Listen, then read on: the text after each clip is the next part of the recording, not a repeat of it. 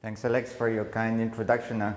I'm so glad to be here for many, many reasons. But the first one is because when you have the enthusiasm of Alexandre and Demertian, you see that really we have to share and do something together.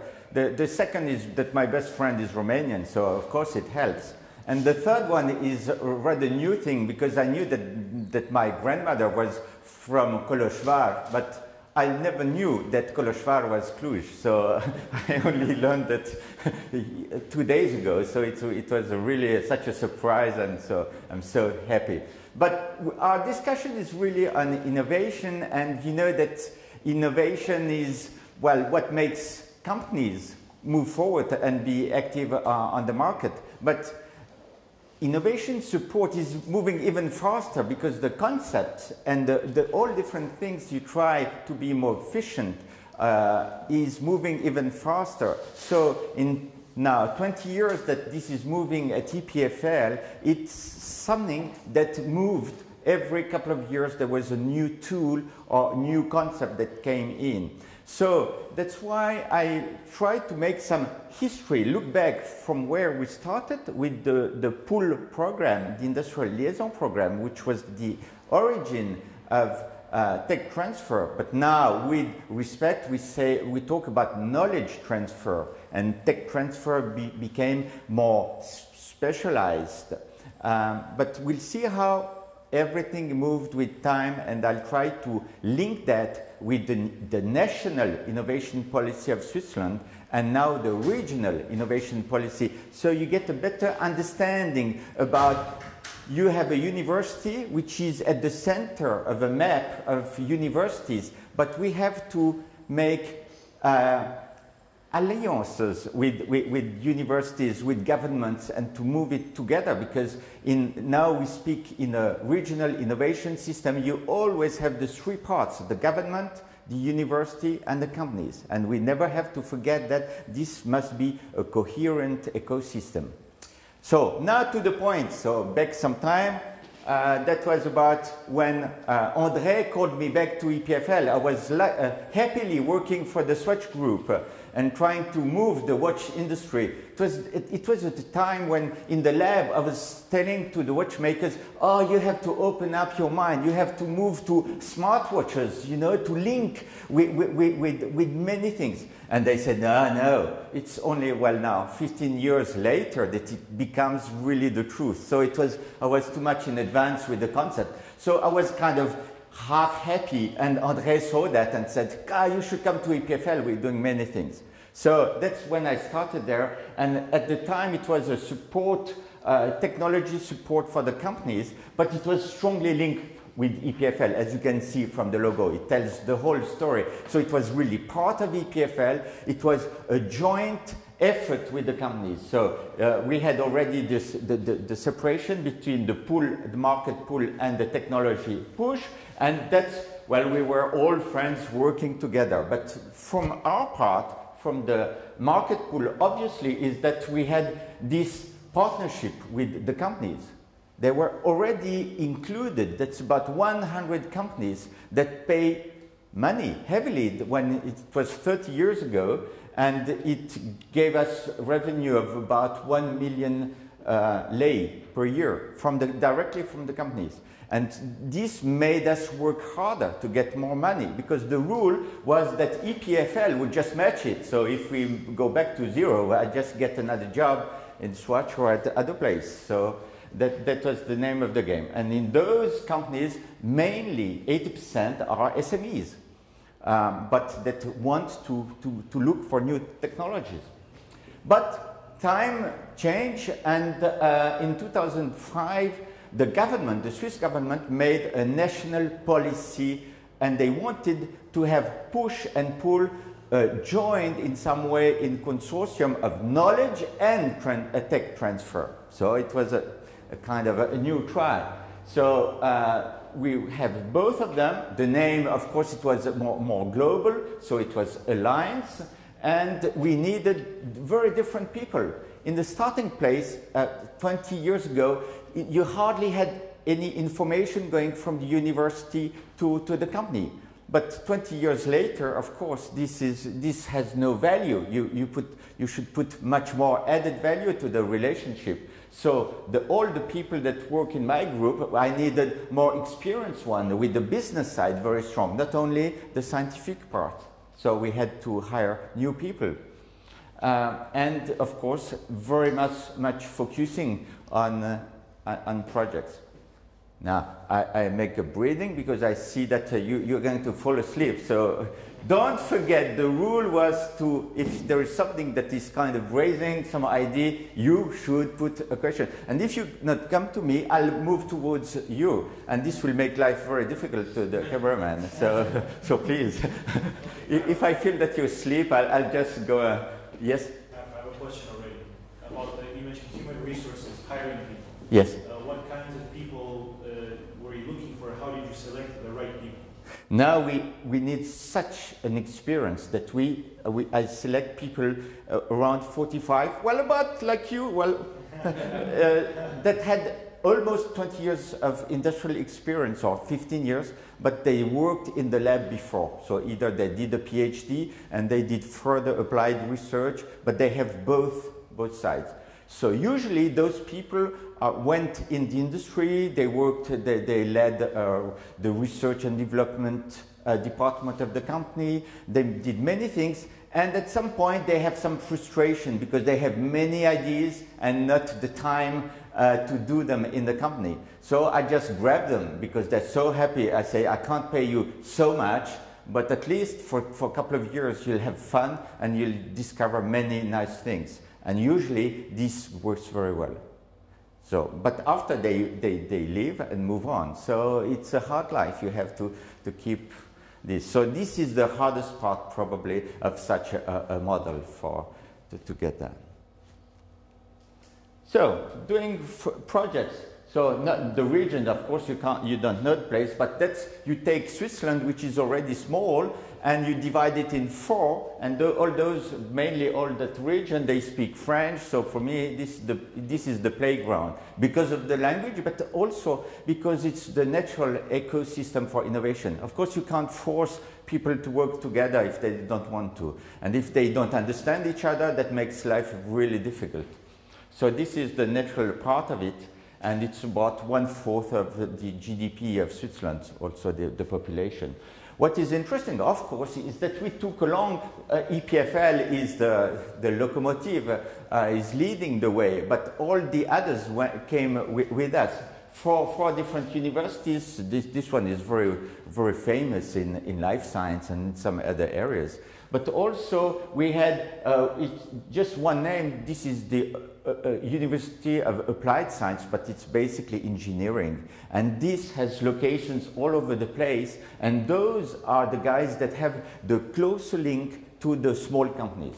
So to have them in our ecosystem helped us really a lot to do also smaller projects in the beginning. But we also had hospitals and so on. So it really was a game of how to share this, how to work together, and it's not so easy, you know that. Each university has its own culture, its own view. So at the end of the year, each time we had to split the beans. How many did you get? How many did you get? Are you happy? No, I'm of course not happy because he got more than I did. So this was the name of the game. That was between the partners.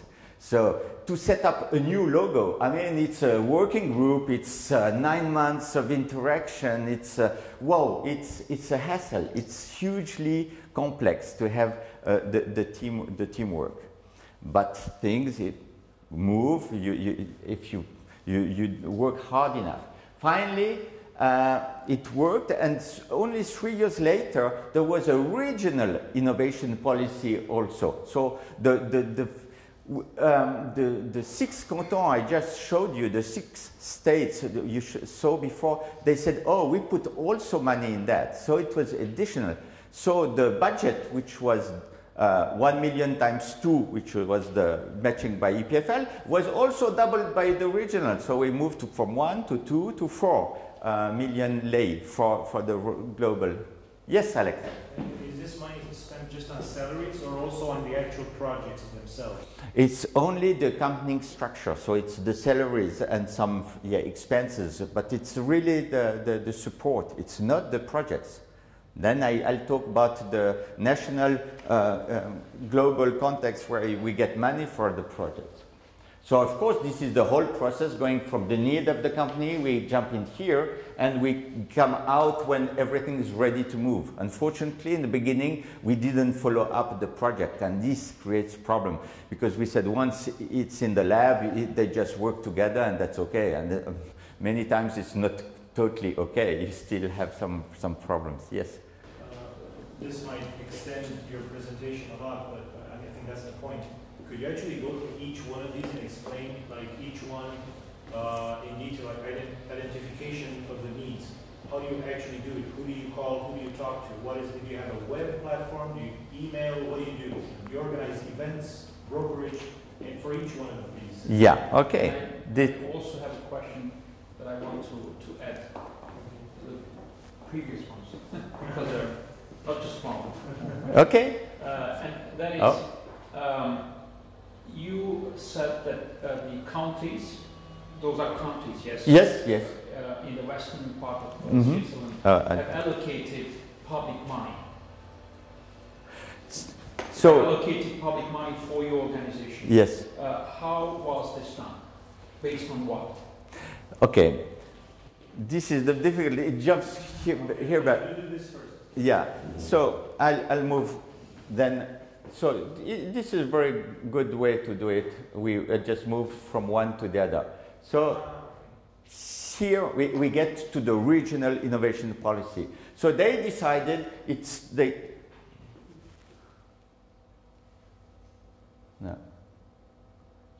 They decided, but it was 4 years ago, this is the next slice, that they do a program together with two coaches. For technology, that's my unit, Alliance, and for business development, this is this other guy. And they said we need also 4 clusters that we get to the discussion of one in ICT, this is microtechnology, life sciences, and energy, basically. So they put the different states put up an association that is organizing everything. So there is a coordinator, they give a total budget, and these are the governments of the different states. They fight each other for 2 years, and at the end they said, okay, this will be done like this. This is a very complex, I said before, it's complex between universities, but for the regional policy, what takes time is the different states to get an agreement on how to support. One is preferring that one, the other one this one, and so on. You have to please everyone. So basically, there is long preparation, and then the budget is split between all those units. So, but those are a common decision of the different states. Okay. This is for the support, yes. How were all of these organizations selected? Selected. How were they selected? Why these and not others? It's question of history. They basically, the political view is that we needed business support, and so there was another body that was close to this. They renamed it to make like Plateforme d'Innovation, but there was people on the field already. So basically, based on their previous activity in their field. Yeah. In Switzerland, many times it's incremental changes. So you start with something 20 years ago, then you adjust it to the situation, and it's a slow maturing thing. It's not a new government and we change everything and now tomorrow will be different. No, we keep up and we try to just improve it. So there is always this audit of what was done in the past. They pay money to see what was good, what wasn't good. And they try to keep the best part of it and to make it change. So this was part of it. And the same with us. I mean, we're known in the region, and companies just call us to get support because it was known for 30 years. So it was a natural thing. And those are basically, I mean, it's the hot topics all over the place. I mean, it's not a great revolution to set up those choices. Hey, welcome. That's the right place if you want to hear about innovation. But basically, I mean, there were many talks about, for example, the newest one was clean tech, energy, clean energy and stuff like this. And many times they are thinking about a fifth one and so on. It takes time, but it's not so important, I would say, because in a way, if any company is asking for support, we're not, if we can't put it in a little box like this, we'll give them support anyway. I mean, in some way. I mean, they all need support. But this helps to structure the workshops and the themes that are discussed. Okay, so probably we'll leave it. We come back to the everyday, because of course we can speak about how we set up the whole thing, but also the everyday. So it's a good change. Okay, so of course you have to get in the company, or the company may come to you. So it goes in both ways. Now we have the deals with the different states that they have the relationship with the companies for tax reasons and many other incentives. And if they see that there is some technology, new thing to be done in that company, they just send them to us. So this is the network, how we networked. So very often the companies just call in and say they were recommended by the state government and they want support. They also often go directly to the lab, to university, EPFL or others. And of course, many times those that just don't know what to do because you have to interact what is needed with the company. So they also send to us. And of course, we have our members. Our members are not just one shot. The members are, it's a long-lasting relationship. This is the best way to interact with the companies.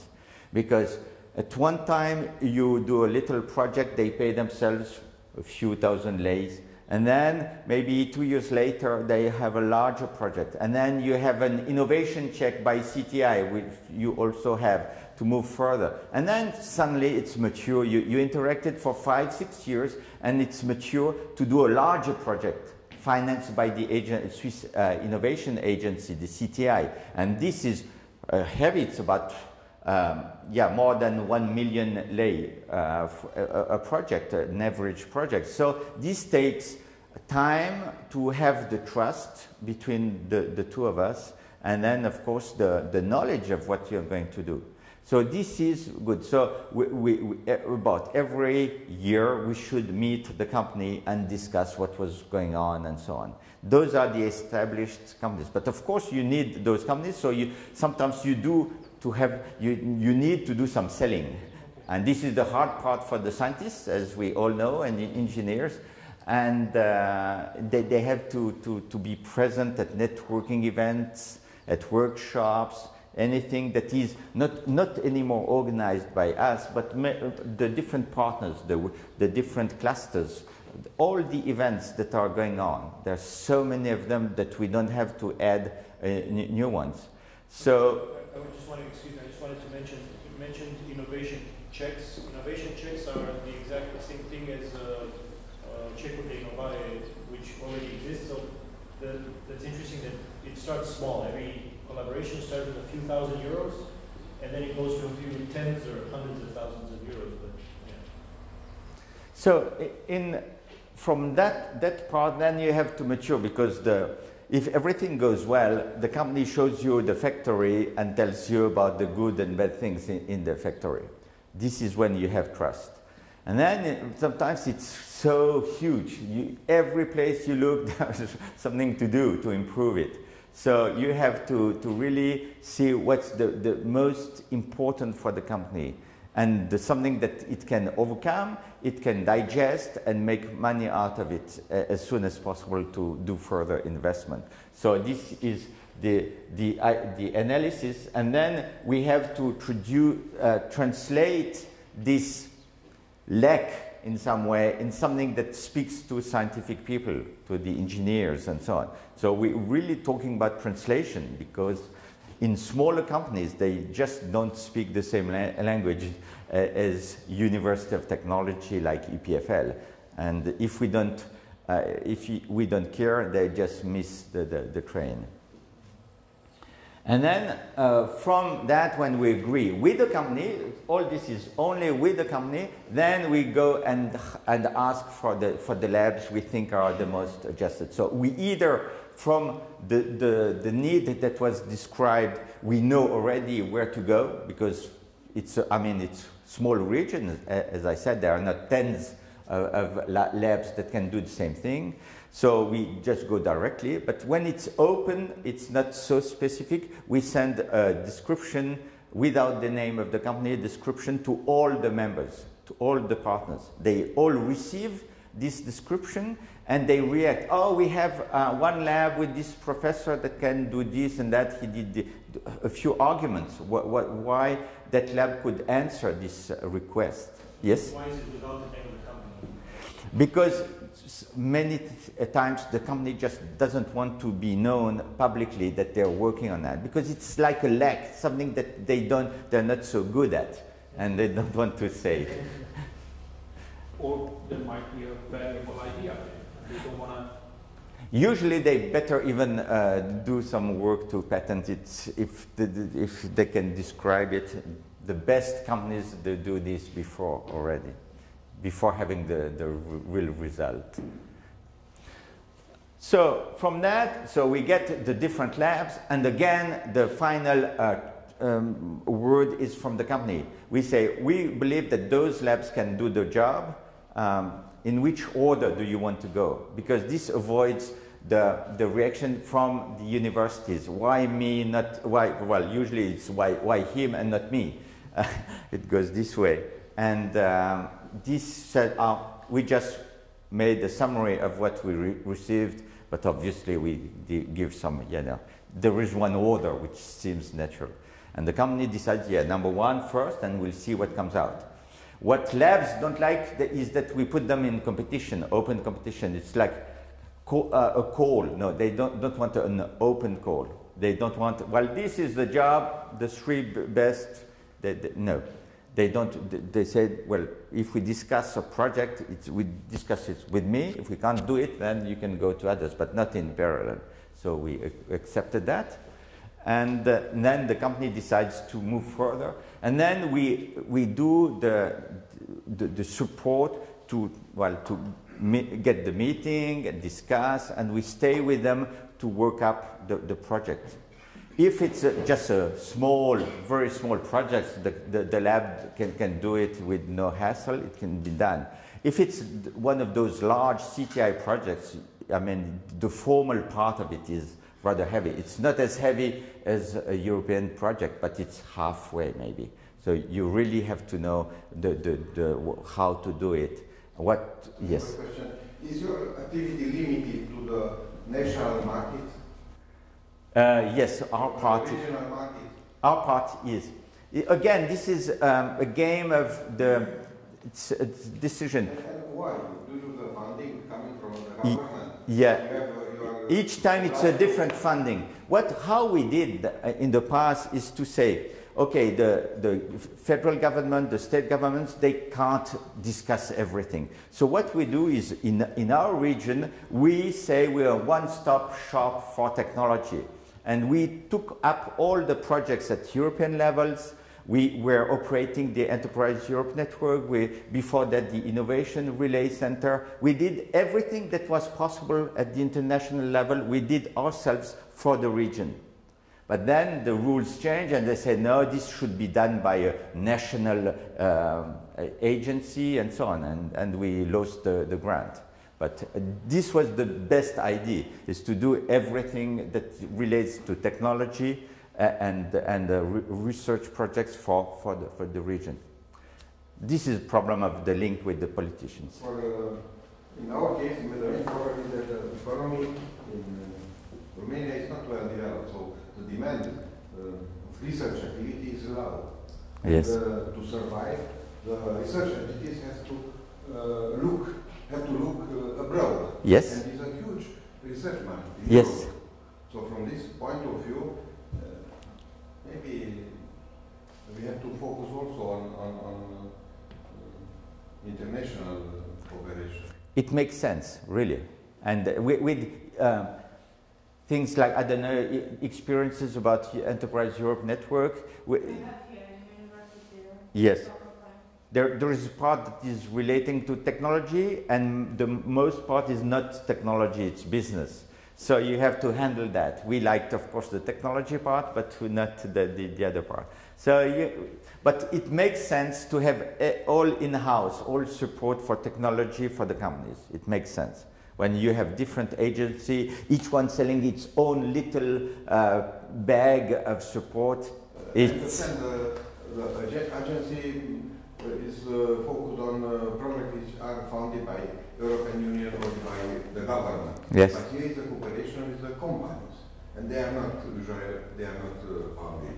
Yes, yeah, I agree. For the basic part between EPFL and the companies, we could do whatever we wanted. It's just, of course, the greed for money. I'm sorry to say that. When you know that you can double the money, you go for it. And even though the price tag is high because you have to compromise on this and that.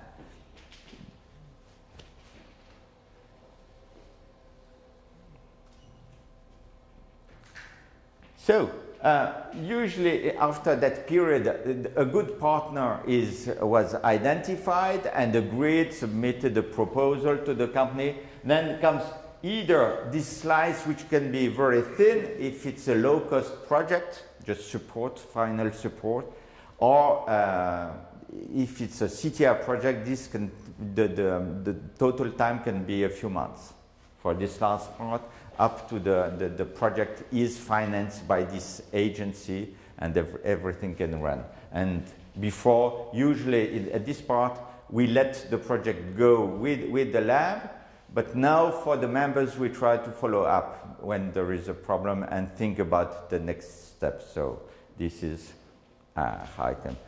This is an overview. Then after that, maybe in one-to-one, or we can have more detailed discussions, but I'm available. So this is basically how this might run, and to have you the feeling about how we do that with 6 people on the field. So that gave, that's in 9 years, about close to 500 projects. Some heavy, some light, but still it takes time to interact with the company, and it's more than 1,000 companies that we interacted with to set up a project. This is about the number you can have, and this is reasonable interaction. Although I have to say that the type of project totally changed. If you look only at the money side, at the value of the project, in the beginning, if we did a few 100,000 lei a year for projects, we're happy. They were just first steps with the companies. Now we get about 40 million, last year was almost 40 million lei value projects for the lab, for the different labs. So the added value for the lab that we interact is increased. That's why in the beginning, no lab was coming to us for support. Now they just sell, oh, I want to do a CTI project, can you give us support, and so on. It moves further. So the nature of the interaction moved a lot. So with money, you raise a lot of interest. I don't have to tell you that. So this is part of it. But we had to do the light part to move to the heavy part. So this is the, but it takes, well, this common way of doing things, it's 10 years of work, and I still tell you about how we're going to move forward. So, just to, it was so important, I spoke a few times on the Swiss Agency for Innovation, just to make 3 slides to understand that. This is the big bag of money. This is for $500 million lei a year of money for projects. This is the blue part. This is funding for the projects. And this is, of course, what is interesting the companies. If you have the hand to grab this money, they're so interested to be your friend. And these are those, we're almost part of it, is to do this interaction with the companies to use this money. And the green part is what André knows the best, is the coaching for startup companies. So many things after the technology is licensed, the company is created, all the different steps, the government provides support for the different steps of this startup company, and this is part of it. I just give a very example of each one just to give you a feeling, and I selected those examples in ICT field just to have one field that's covered. So basically for the research project, applied research, it's very clear. CTI wants to join the lab of the university with a company.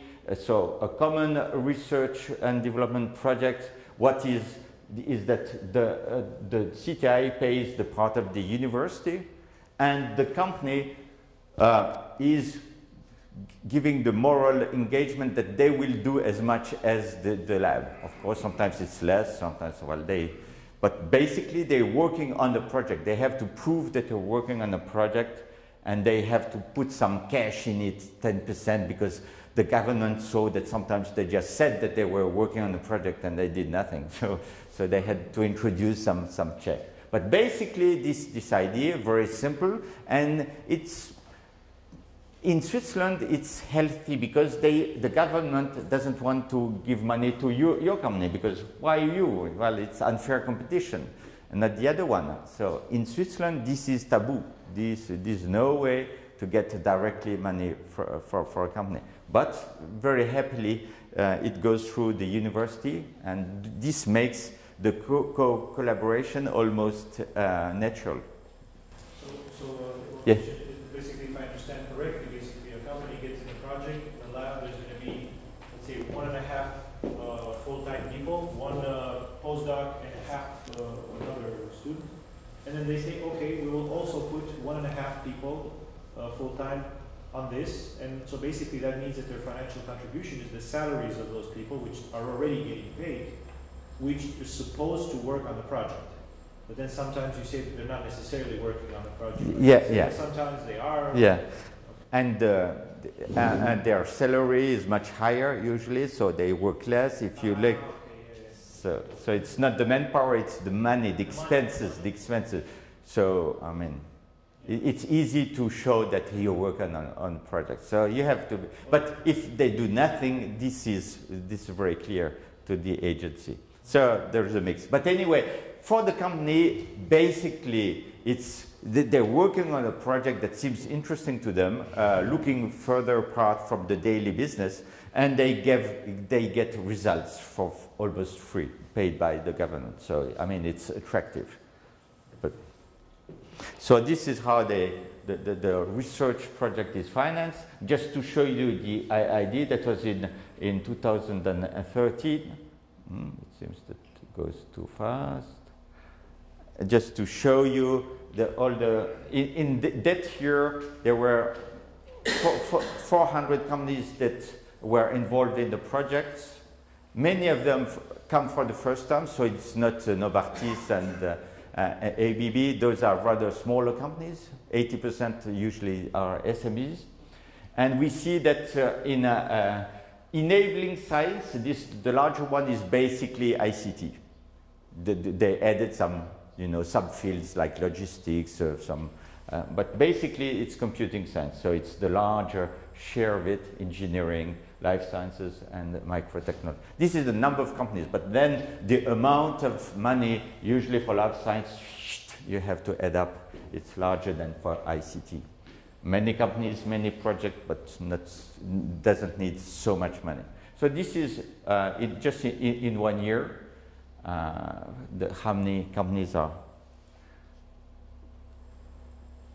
So this is just one example that linked with EPFL, with a lab It was in Telecom, the lab of Le Boudec. And basically, this company, Root Rank, they were extremely well known for travel solutions, individuals travel solutions. And they thought that with their technology, they could do very easily the translation for goods shipments, you know. But their particular point of view is that it involves all the different ways of moving goods. Boat, train, plane, whatever, trucks. And in the beginning, they thought it was easy. And getting into it, they saw that, wow, it needed very powerful computers to do it in the old way. So they moved to the lab saying, oh, well, we want to do this, but it should be done on a PC. So it needed scientific expertise, and there was they totally started from another standpoint, totally new software. But conceptually, in the business, they could understand it. Of course, for the company, this is a startup from EPFL. For the company, this was taking a lot of risk. So in that case, the Swiss government is paying CTI projects to lower this risk. This is really the idea. It's not just to develop the same cover, but now we'll make it in blue, because this is just money to do the job done.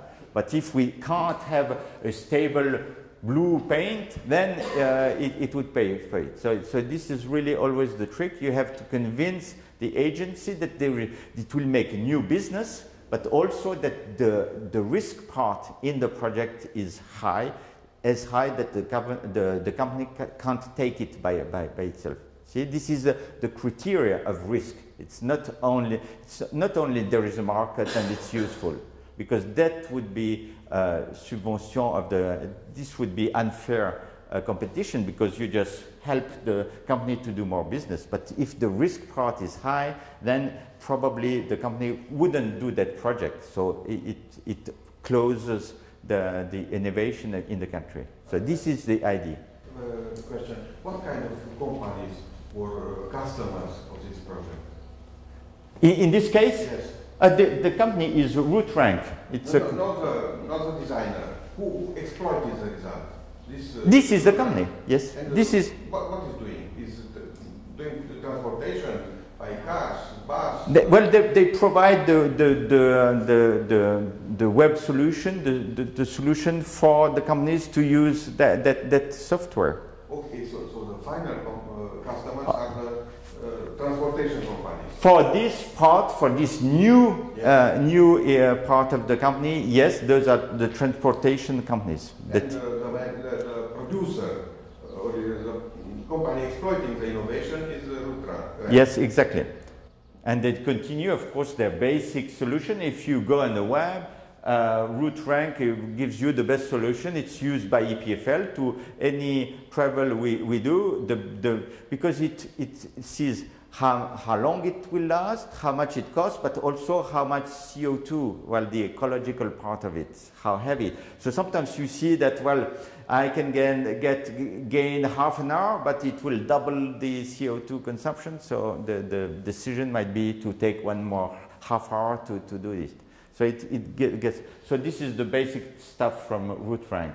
But now the new business, but on the web, I don't know how well because of course this is probably just now new on the market. They did the project 2.5 years ago. So I don't know if the business linked to this new activity the business is already running. I hope. Okay, so basically if I have a fleet, if I'm a transportation company, I have a fleet of trucks and something, I don't want to have my own optimization system algorithm, which is very sophisticated and expensive. I just outsource it to them and say, okay, you guys optimize my traffic. No, I think you would just use my tool. Okay, so yeah, I use it too. Yeah. But in the best case is not the company that has only trucks, because the added value is to compare all the different solutions. So it's, for example, TNT, which do globally everything, and they have to decide between plane and trucks and so on. So this is a really example of probably that company would not have opened up this new business avenue. Now it can be sound. They thought it was just a small change, and they discovered that it's no, you have to do many things differently, and that was the answer. Here, at European level, this is a trend of intelligent cities. And this topic appears in each area and each region. Yes? So, is it a good idea to start to do research again on this topic, or it would be better to look for the best company and to try to buy the solution? If this project is funded, is that because there is no knowledge how to do it available? And it will never get the grant if that was not. The problem is known, but solved in this way with this added value is not. There is no available solution. If it were, it wouldn't be financed.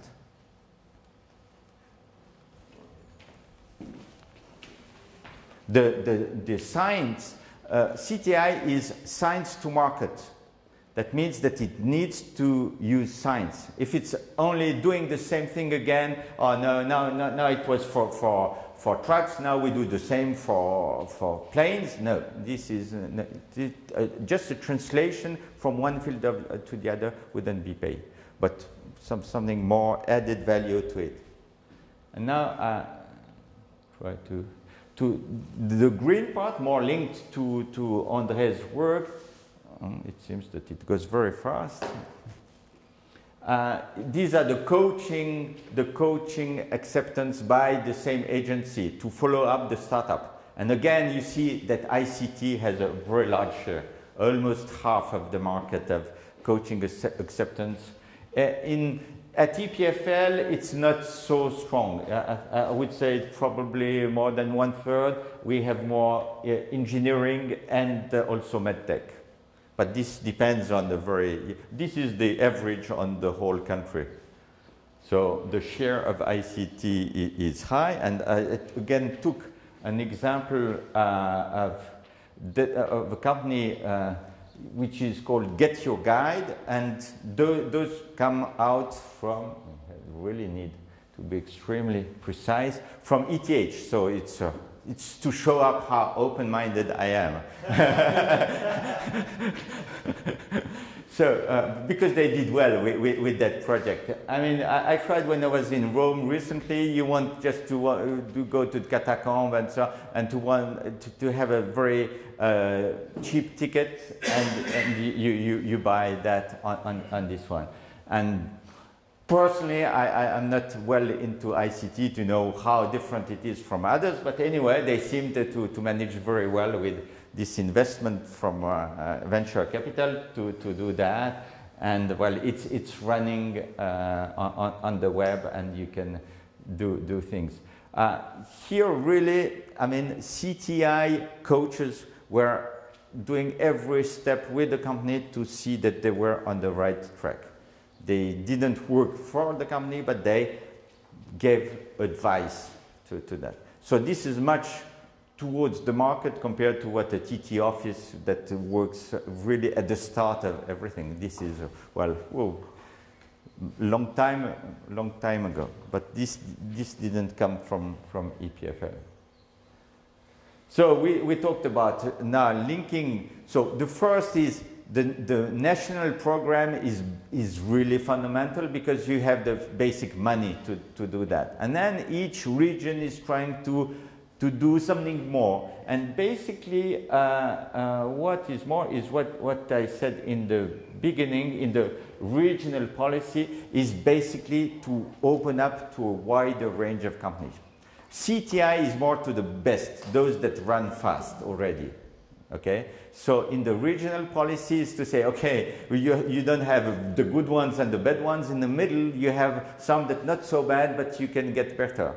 For the universities, it's a hassle. It might be a waste of time because by the time they do a very good, interesting project, you have to spend a lot of time and energy to do something better. But with this support, we take the time to move with those companies, and slowly, one project after the other, closer to a CTI project. For us, CTI project is about the top for my unit, but for EPFL, it's just the little projects. So this is my last comment. Each time I try to put in perspective with the national policy, with the regional policy, but then we have to move to the university policy, what EPFL needs. And it changed totally in 20 years. Now I would say that every need of any type of company can be covered within the Vice Presidency of Innovation and Tech Transfer. But I have colleagues that look only for large companies abroad that have the idea to set a base, an innovation base on EPFL campus. Very dedicated, narrow. Of course, we never traveled to Japan, to Korea to get those names. And those are different people, different way of approaching things, different partners, different network. But we have this culture within the innovation and tech transfer to have people dedicated with best people for each job. So I'm the local guy for SMEs. But for the university professors, I'm not the most added value of this. But with humility, I just believe in what I do. That those companies, I mean, they really contribute to the economy, and they need to be really struggling and get the best innovation as we can. So for me, this is very important to have those hundreds of companies that do something and they will get better, and then they have employment and so on. But other people, at VPIV, they want to have chunks that are millions of lei, many millions, to pay a new lab, to pay a new antenna in a different state. I mean, those, you see the level, the money level are totally different. But I believe that all those are instruments, and this is only the whole picture that now makes EPFL strong. 20 years ago, there were not all of those. No, my unit was the first one that had the decency to speak with the company. Before it was dirty. I mean, it was just dirty. When I started my PhD, it's because it was applied research, but it was because I did at the master, I did theoretical physics, and I understood that wasn't clever enough to do my way further. So I said, okay, I go back to the industry, probably they can use what I can do. And they said, oh, well, you only know theory, nothing applied. So I said, okay, I do an applied research with a company. That was the Swatch Group. And then the results were so interesting. They said, oh, you should move further. And we had a patent. And then I did a PhD. And that's when I knew André. So, but that was the beginning of those collaborations. And for many, many professors, this was just dirty work, you know. But with time, everything moves, and we see that it's part of society. Lots of money are poured into education and research. This is, of course, the future of any country. But then what most countries discovered, that if you add about 1% of what you put in education and research and you devote it to innovation, then you might get the new economy for the next generation. And this is just 1 extra percent makes the next generation happy. And this is what we have to think. And this is the message that I try to get to the companies, is I don't want you to spend much time thinking, interacting. Just few percent of one guy here and there, interaction, thinking together, and then you might get the idea for next generation of product. And this is, well, it's a culture to be. You had a question, or did I get wrong? No, it was just that. I have a question. Yes? It's written there, regional innovation policy. How was the involvement of the companies in writing this policy, this innovation policy? Not much. No, they were just saying, "Oh, this seems reasonable. You should move forward." But now we are at the next step. We're preparing the next step, 2016 to 19, of this regional policy, and it's getting a better base. Before it was just on the feeling. Now you probably know that in Europe they talk about regional innovation systems, and that group, my partners, business partners, they did many studies in that, and they defined that Western Switzerland is just the good area to do it, and this is more structured. So it needs more involvement. For us, it will change our habits because when now a company calls me, we just move there and discover what they need. But in the new integrated system, I'll have access to knowledge, the shared knowledge about that company. Maybe it had some support to have a subsidy in Austria. I discovered they did this and that. I better understand the business status of the company, and then we can play better our technology part. But the same way, the other partners can look at what we did for this company and decide what should be needed. The next step, when you have a new product, is maybe to have a good base for production and so on. And so all the different players can look at what was done by the others.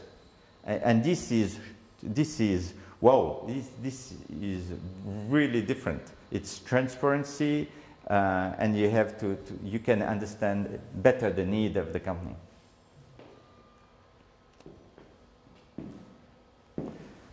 And check if maybe I did hide some of the thing. It was just a few words, rather ICT. Maybe just to give an example of yeah. Okay, just if it's interesting, otherwise we change. Just to show you that we might believe that Switzerland is very strong in ICT. It's not the case at all. If we look at the employment level, you see Switzerland over here. It improved a lot in those 15 years, but here it said that it's 4%. Now the latest figures that they are here at 4.5%, but you see that the average of Europe is much higher. And Hungary, for example, jumped hugely.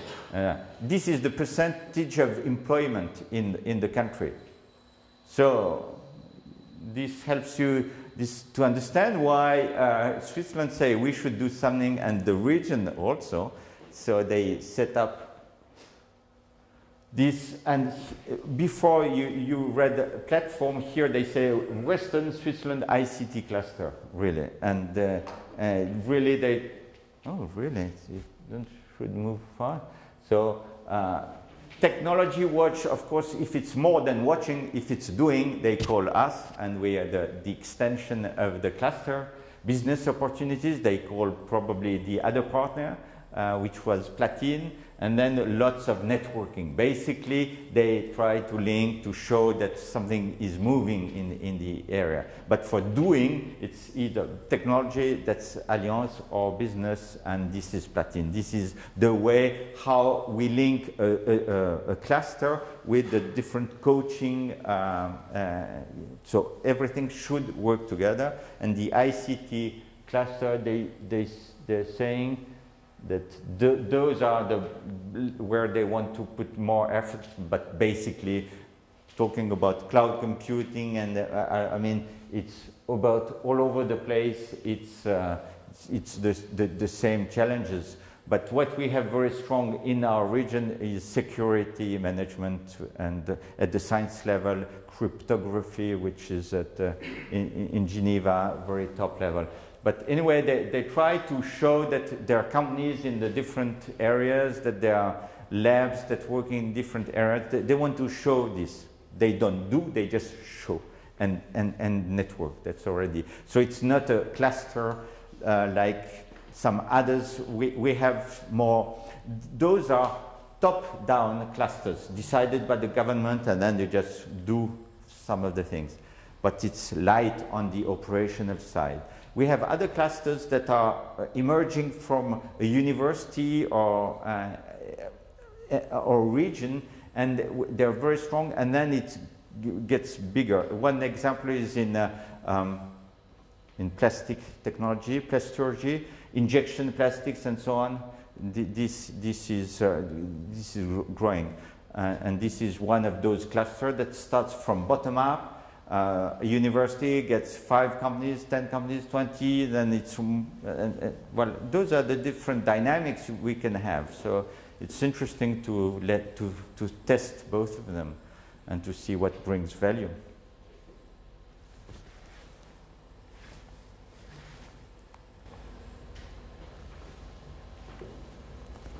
Okay, so questions?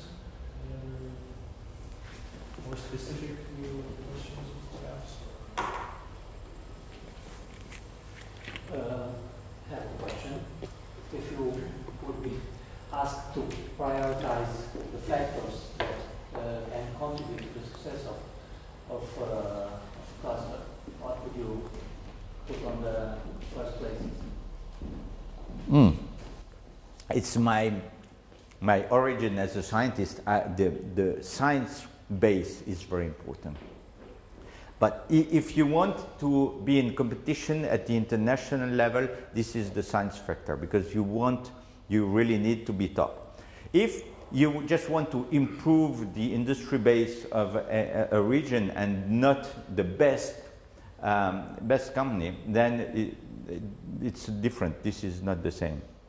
So it's really dependent on the objective of why the cluster is there.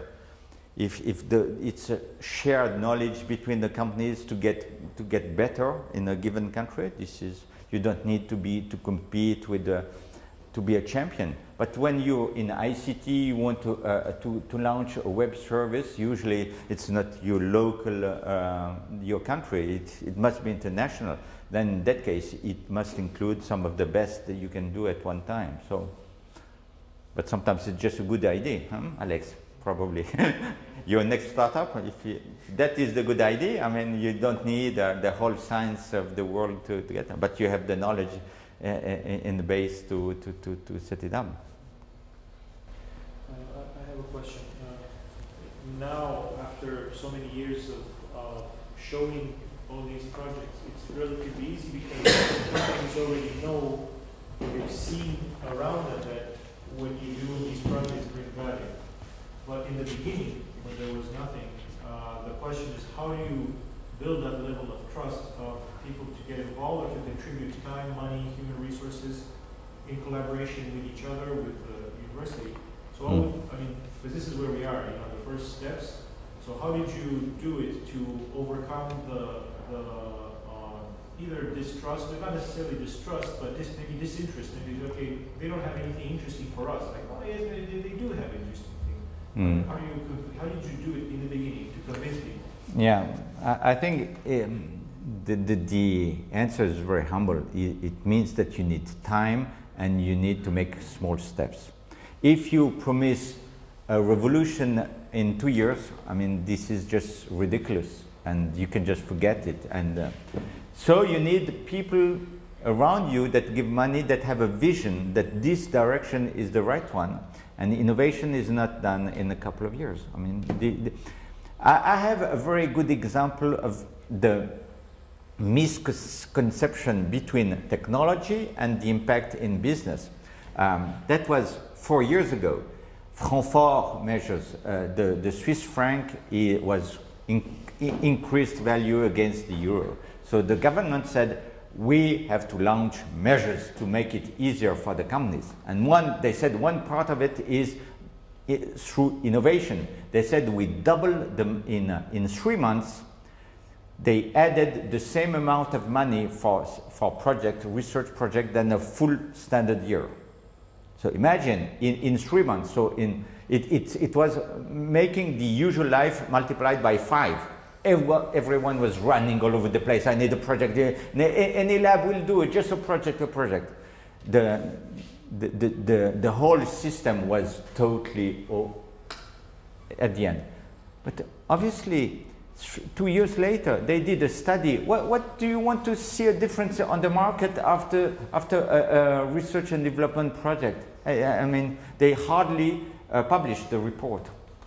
They said a sentence like, it was globally reasonable, something like that, saying that, I mean, it was totally out of reach. I mean, if you sell that, we're doing this project, and 2 years later, you'd see the GDP that will grow by 5%. I mean, oh, you never saw a business before.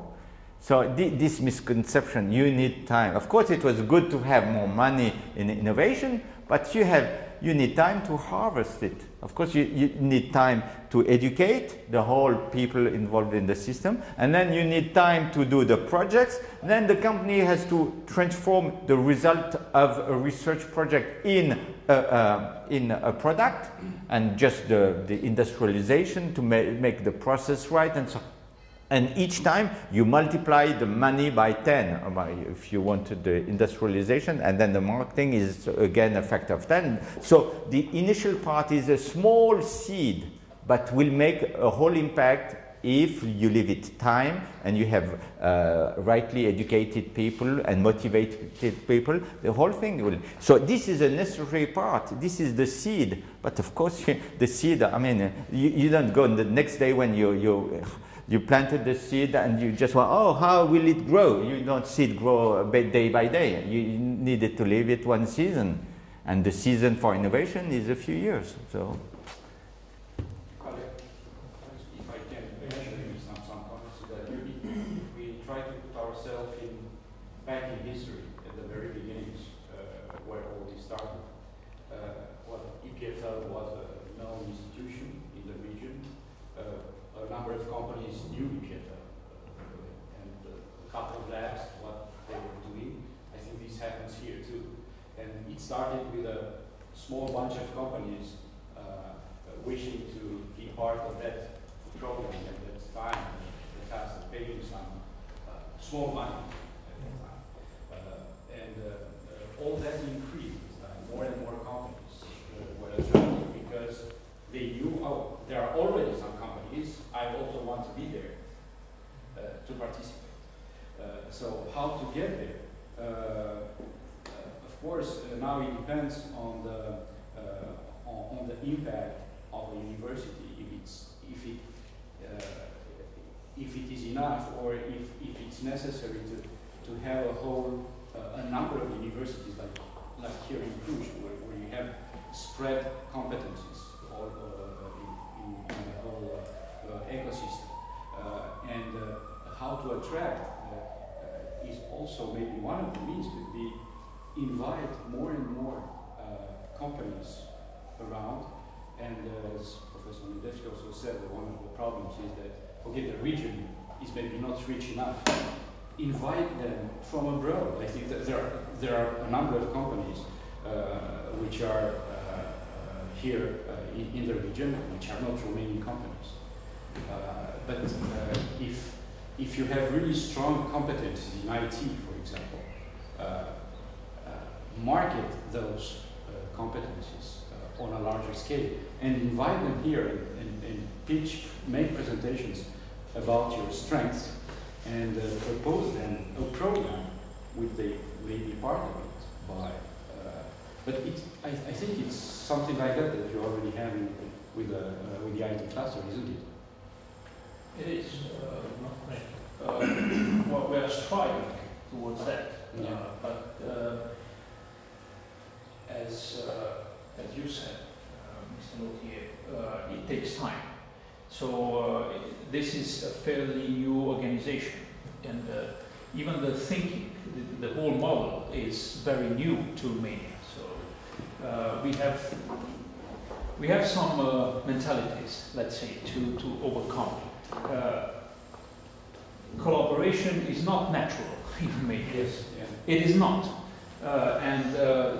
so this is where we start, or we started some time ago, 2 years ago, basically, with the IT cluster.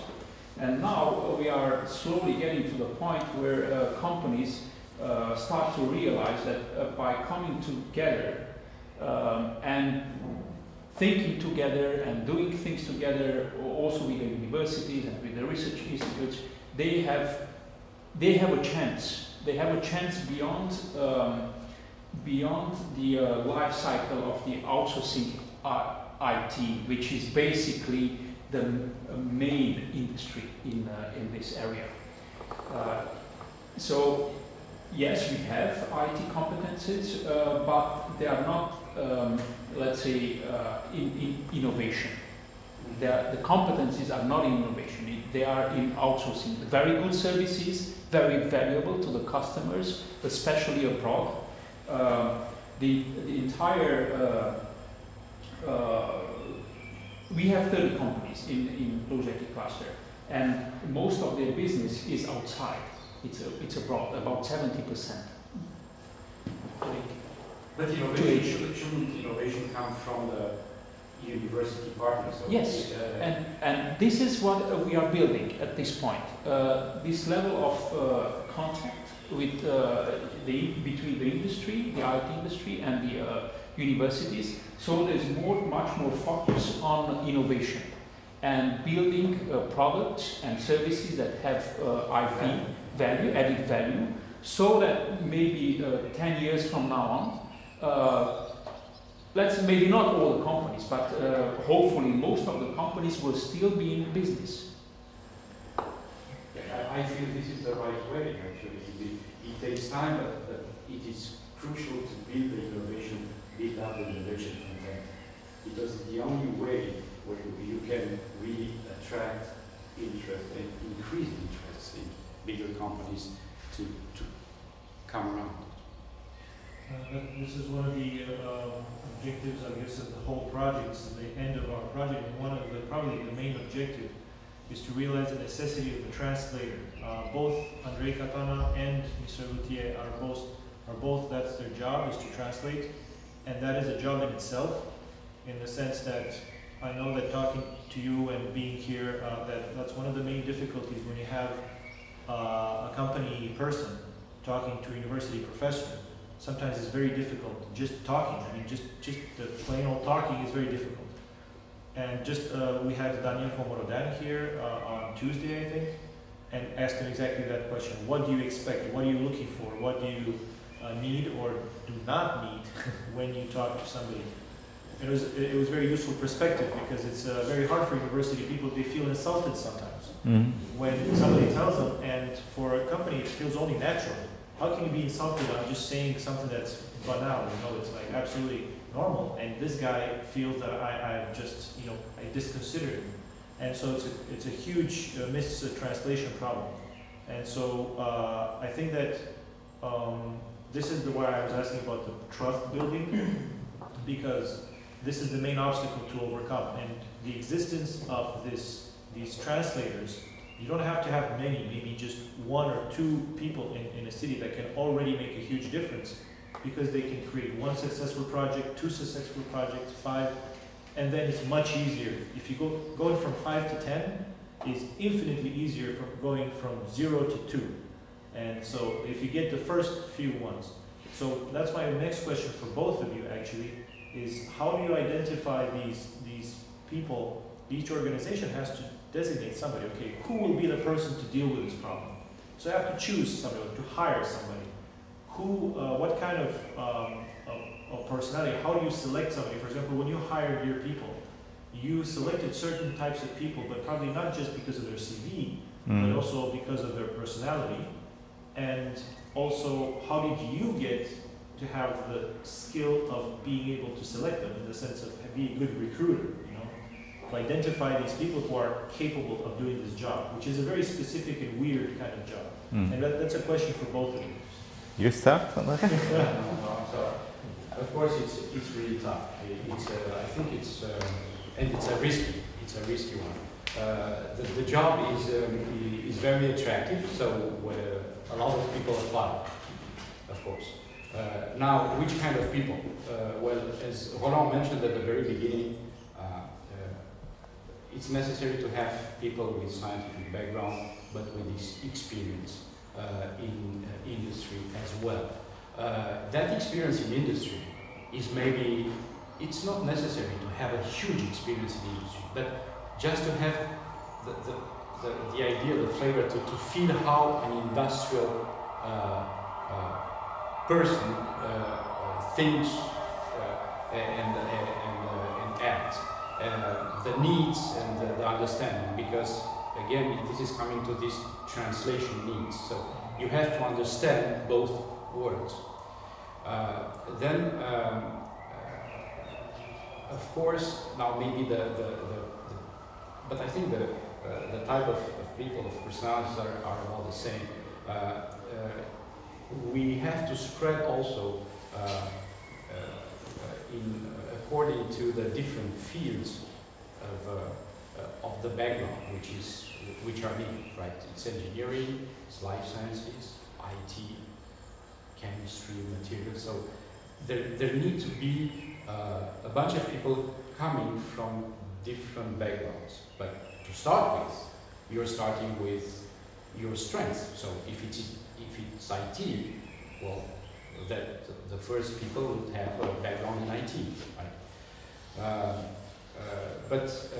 And again, I'm working with the TTO, so in the technology transfer office, we also need people with legal background.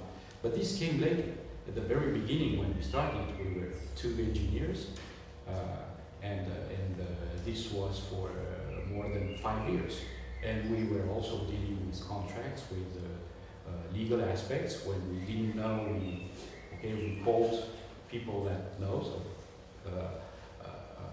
legal counsels outside, outsourcing. But I think the main difficulty is to find that person that has the personality and the easiness to catch very rapidly the needs, the wants of both worlds, which are very different. A professor talking with a guy in the industry who wants in 3 months to have delivered a number of things, and a professor who wants to publish great results in a scientific paper, it's very difficult, and we have to match them, to bring them together around a common project, with rules, with legal stuff inside, with budgets, with people. Yeah, I think it's challenging, but and you have to be very careful when you start with that. Yeah, just to add to that, of course, it's you're looking for someone who hardly exists, because with all he said, then you want someone enthusiastic and so on. And finally, well, he should be rich and famous by the time you select him. So how can be he on the market or she on the market at that time? So in my head, I have a perfect match, and it never happens. So in the reality, it's not an average, but some are more technical, more specialized, and I try always to have someone who is more outspoken, more the selling side of things. And if I don't have one, at the moment I don't have a real seller. It's a problem, and I am trying to hire a new one, an extra one, to have this power, to feed the others, but a hunter, because some are just making the thing grow, but some are real hunters, and I think in one team you need one. So it's also an equilibrium from the team. So if you're only 1 or 2, I mean, of course it's difficult, you have to do everything. But as soon as you get the TTO, now you're 10 people? Yeah, 10, we're 6. So it's the critical mass to be choosy. More of this, more of that, and you add pepper and salt, and it makes a nice dish. Maybe one key feature is those people have to be to understand the notion of service. We are at the service of professors or faculty members, and also a service for industrial partners, for companies. Not the type of guy that says, I know everything. You know, sometimes business guys, well, I have 20 years experience, I know everything. You have to do like that. If not, this is nonsense. Failure. A number of technology transfer officers, people working in that ecosystem, experience that. not also only in Switzerland, also abroad in the